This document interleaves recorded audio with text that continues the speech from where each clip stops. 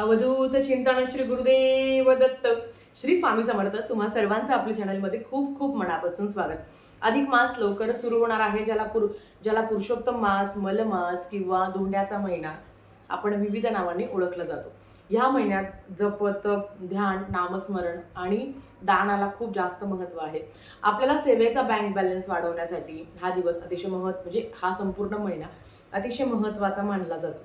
आजच्या व्हिडिओमध्ये लेकीने आपल्या आईची ओटी कशी भरावी, का भरावी आणि ती कधी भरावी, आणि प्रत्येक धोंड्याच्या महिन्यामध्ये आई आपल्या लेकीसाठी जोडवे घेत असतात, तर त्याची सविस्तर माहिती आज आपण बघणार आहोत. तर चला व्हिडिओला सुरुवात करूया. सगळ्यात आधी लेकीने आईची ओटी का भरावी. बघा, काही ठिकाणी असं आहे की लेक कधीही आपल्या आईची ओटी भरू शकते. प्रत्येक समाजामध्ये वेगवेगळी पद्धत आहे आणि आपण त्या पद्धतीचा रिस्पेक्ट केलाच पाहिजे. आता कोणीतरी काहीतरी सांगेल, मी काहीतरी सांगेल, त्याच्यापेक्षा तुमच्याकडे जर नेहमी तुम्ही तुमच्या आईची ओटी भरत असाल, कारण ती तुमच्याकडची पद्धत आहे, मग मी सांगते म्हणून माझी पद्धत चुकीची किंवा तुम्ही करताय म्हणजे तुमची पद्धत चुकीची नाही. मैत्रिणींनो, प्रत्येक समाजामध्ये, प्रत्येक गावामध्ये वेगवेगळी प्रथा आहे आणि आपण आपलीच प्रथा पाळत असतो. काही ठिकाणी असं आहे की एरवी नेहमी आपण आपल्या आईची ओटी भरत असतो. आता समजा तुम्ही गावाला गेलात तर आई तुमची निघताना ओटी भरत असते. त्याच पद्धतीने तुमची आई तुमच्याकडे आली तर तुम्ही तुमच्या आईची ओटी भरत असता. पण आता काही ठिकाणी असं आहे की लेक आपल्या आईची ओटी भरत नाही, आणि ह्या अधिक महिन्यामध्ये कृतज्ञता व्यक्त करण्यासाठी प्रत्येक मुलीने आपल्या आईची ओटी भरायची असते. आता ओटी कशी भरावी हे आपलं यथाशक्ती आहे. सगळ्यात आधी काही ठिकाणी असं आहे की आपण आपल्या आईच्या गर्भातून जन्म घेतलेला असतो, म्हणून आपण तिची ओटी भरू शकत नाही.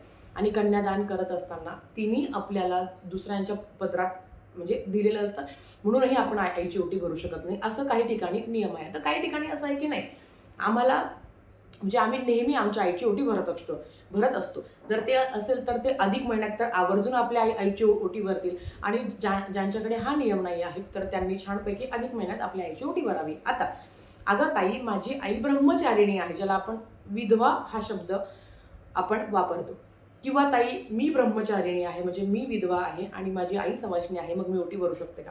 मला सांगा, आई आणि लेकीच्या नात्यामध्ये कुठले नियम अटी लागू होईल जे समाजाने लावलेले आहे. हे नियम अटी समाजाने लावलेले आहे. काही घरात ना शिकलेले व्यक्ती आहे, मग ते डॉक्टर आहे, बिझनेसमॅन आहे किंवा मोठे मोठे अधिकारी आहेत, पण त्यांच्या घरात ना ह्या गोष्टी खूप फॉलो केल्या जातात. मला असं वाटतं की तुम्ही जेव्हा शिक्षण घेता तेव्हा तुमचे विचारही तेवढे व्यवस्थित असणं महत्त्वाचं आहे. आणि खरंच प्रत्येक स्त्री, मग ती आपली आई असो, आपण स्वतः सुद्धा, जोपर्यंत आपण जिवंत आहे तोपर्यंत आपण सौभाग्यवती आहोत. आणि लेकीने आईची ओटी भरल्यावर मग ती आई ब्रह्मचारिणी असले किंवा आई सवाष्णी असले किंवा लेक ब्रह्मचारिणी असली आणि आई सवाष्णी असले किंवा लेक सवाष्णी असली, आई ब्रह्मचारिणी असले, तरी सुद्धा ओटी भरू शकतात. काहीही पाप लागत नाही. तुमच्या घरात जर शिकलेले लोक, आणि काही काही घरात बिचारांकडे कमी शिकलेले लोक आहेत पण त्यांचे विचार खरंच खूप चांगले आहेत, म्हणून तुम्ही जर शिक्षण घेत असाल तर काही तुमच्यात आचार विचारामध्येही बदल घडवण्यात खूप महत्त्वाचं आहे, आणि ते प्रत्येकाने करावं. कारण एखाद्याला मग तू विधवा आहे असं हिनवलं जातं. मलाही खूप कमेंट येतं, अगं ताई मी विधवा आहे, मी सेवा करू शकते का करू शकत नाही, का करू शकत नाही. आमच्याकडे हा नियम नाही, आमच्याकडे तो नियम नाही. अरे हे माणसांनीच लावलेले नियम आहे, जे आपण कटाक्षाने जे पाळायचं ते काही पाळत नाही, आणि जे नाही पाळायचं ते आपण पाळत असतो. तर मला तरी असं वाटतं की आपण आपल्या आईसाठी करतो, काही नियम अटी आहे का. आपण आपल्या कुलदेवीची जेव्हा सेवा करत असतो, आज कितीतरी बायका आहे ज्या मूळ पीठावर गेल्यावर ज्या स्वतः ब्रह्मचारिणी आहे तरी सुद्धा त्या आईची ओटी भरतात, काहीही होत नाही, त्यांचं काहीच होत नाही. मग लेकीने आपल्या आईची ओटी भरली तर काय वाईट आहे. काहीच नाही, असं मनातच आणायचं नाही की बॉय ही विधवा आहे आणि ही सवाष्णी आहे, आपण तिची ओटी भरू शकतो का. काहीच नाही होत, खरंच नाही होत. आणि परमेश्वर कधीच कोणाचं वाईट नाही करत असो. म्हणून तुमच्याकडे शिक्षण असलं तरी आचार विचार चांगलं असणं तेवढंच महत्त्वाचं आहे. कारण अशा कमेंट्स येताना खूप जास्त वाईट वाटतं की प्रत्येकाच्या आयुष्यात कधी ना कधी, आता सगळ्याच महिला ह्या म्हणतो ना की संपूर्ण शृंगार करून आपला शेवट होईल असं नाही आहे. प्रत्येक सवाष्णी ही सवाष्णीत म्हणून जाईल असं नाही आहे. म्हणून काही नियम आपणच थोडंसं बाजूला ठेवून जे मनाला योग्य वाटतं, जे चांगलं आहे, मनाला आनंद देतं ते करावं. परमेश्वर कधीच कोणाचं वाईट करत नाही, एवढी मात्र गोष्ट तुम्ही लक्षात ठेवा. आता ओटी कधी भरावी, तर तुम्ही कधीही ओटी भरू शकता. आई जेव्हा आपल्या लेकीला जावयाला मानपानासाठी धुंड्याला बोलवते तेव्हा तुम्ही तुमच्या आईची ओटी भरू शकता. आता ओटी भरताना साडीच घ्यावी नाही, तुमची जर यथाशक्ती तुम्ही ब्लाऊज पीसने जरी आईची ओटी भरली तरी हरकत नाही. आता साडी हीच घ्या तीच घ्या नाही, हे तुमच्या मनावर आहे. आता आपण जेव्हा देवीची ओटी भरत असतो किंवा आपल्या आईची आपण भरत असतो तेव्हा आपण तांदळाचा वापर करावा, खारीक, खोबरं, हळकुंड किंवा बदाम या सगळ्या गोष्टी घ्याव्या आणि आईची ओटी भरावी. पूर्व पश्चिम आपलं मुख असावं. एखादं म्हणजे छानपैकी देवाचं आसन द्यावं, त्या आसनावर किंवा पाटावर आईला बसवावं. नक्कीच रांगोळी काढावी, कारण ती आपल्यासाठी एवढं करते आणि ही कृतज्ञता आहे, ती आवर्जून आपणही पाळावी. हे करत असताना आपण जे काही ताट तयार केलेलं आहे संपूर्ण, ज्याला आपण म्हणजे आपल्याला आपल्या आईची ओटी भरत असताना जे ताट आपण तयार केलं आहे त्याला हळद-कुंकू अक्षदा अर्पण करावी. आपल्या आईला पण हळद-कुंकू अक्षदा अर्पण करावी आणि आईची आपण ओटी भरावी. ओटी भरत असताना आई थोडे तांदूळ आपल्या लेकीच्या पण ओटीमध्ये देते, कारण अर्थात ती जेव्हा तिची आपण ओटी भरत असतो तर आपली पण ओटी रिकामी नको म्हणून ती थोडेसे तांदूळ आपण ते आपल्याकडे घेत असतो. आपण देवीला जरी ओटी भरत असतो त्याच पद्धतीने आपण करत असतो. तर आता हे केल्यावर हे तुम्ही कधीही करू शकता जेव्हा तुम्हाला शक्य होईल तेव्हा, आणि कारण प्रत्येक दिवस तेवढाच महत्त्वाचा आहे. आता आपण आईकडे जातो, जेवण करतो यथाशक्ती. आजकाल इतकं म्हणजे सोहळा असतो ना की ते बघायला पण छान वाटतं, आणि हे फक्त एक प्रेम आहे. आता ताई, अगं मला सांग, जर आपण आपल्या आईची ओटी भरू शकतो तर सासूची भरू शकतो का? नक्कीच तुमची इच्छा असेल तर तुम्ही तुमच्या सासूची पण ओटी नक्कीच भरू शकता. ज्या पद्धतीने तुम्ही तुमच्या आईसाठी केलं आहे, नक्कीच तुम्ही तुमच्या सासूची ओटी सुद्धा भरू शकता. आता आईकडे गेल्यावर आई आपल्या जोडव्यामध्ये वाढ टाकते, माहिती ना तुम्हाला? वाढ टाकणं म्हणजे काय, आता आजकाल इतकं झालेलं आहे की बायकांना मंगळसूत्र, जोडवे ह्या गोष्टी नको वाटतात. पण खरं तर जोडवे का घालतात? सायंटिफिकली जर बघायला गेलं तर आपला जो काही अंगठा आहे पायाचा, त्याच्या शेजारची जो काही बोट आहे त्याचा संबंध आपल्या नाडेशी होतो, आणि त्याच्यातली एक नस आहे ज्याच्यावर दाब पडल्याने आपलं जे काही रक्तभिसरण आहे ते सुद्धा व्यवस्थित होतं. जेव्हा आपण चालतो आपल्याला जमिनीतून खूप जास्त प्रमाणात ऊर्जा मिळत असल्याने ती ऊर्जा रोखण्याचं काम हे आपले जोडवे करत असतो. जे चांदी हे खूप पवित्र असा धातू आहे, आणि खरं तर तांब्यापेक्षा पण चांदी खूप जास्त प्रभावी आहे, म्हणून ते जोडवे घालत असतात. आणि आजकाल बघा, आजच्याकडे किती वेडे असायचे जोडव्याचे, कारण असं म्हणतात की जेवढे वेडे आहेत तेवढ्या नात्यात चांगुलपणा येतो, चांगलं नातं होतं. आणि आई लेकीच्या जोडव्यामध्ये का भर टाकते, तर तुम्हाला सांगते की आपल्या लेकीचं पण जे काही सौभाग्य आहे त्याच्यात भर व्हावी म्हणून आई आपल्या लेकीच्या जोडव्यामध्ये भर टाकते. ही रूढी परंपरा आहे, प्रत्येक जण करत असतं. आता काय करायचं असतं तुम्हाला सांगतो, तुम्ही नवीन पण घेऊ शकता, पण आपले जे जुने जोडवे आहेत ते द्यायचे. त्याच्यामध्ये यथाशक्ती काय ग्रॅम असेल ते तुम्ही भर टाकू शकता,